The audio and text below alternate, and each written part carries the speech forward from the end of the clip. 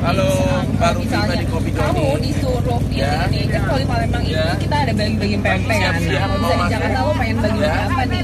Dan udah ada Kristi di WhatsApp yang katanya pengen. Baru nyampe di Kopi Joni. Apa aja deh? Ini udah, foto semua nih.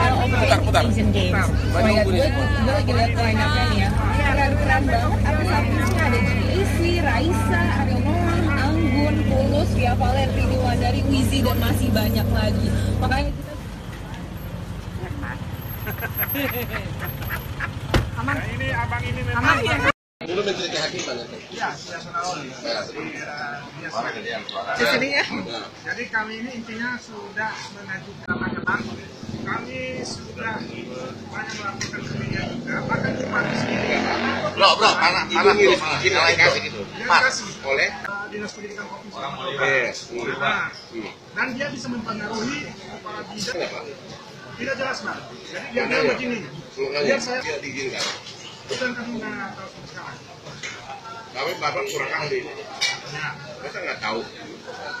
Pasti ada dong sentimen atau apa gitu loh. kalau dari sentimen Kasih tahu lah. kami udah nanya ke dia. Terus dari orang kalau dia nggak ngomong orang sekitar dia. Memang katanya ada sentimen. Ada dari sini Kenapa sentimen?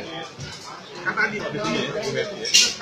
Kami jangan kata. Yang kami minta dari Dinas Pendidikan Provinsi Sumatera Barat itu adalah hanya Ani.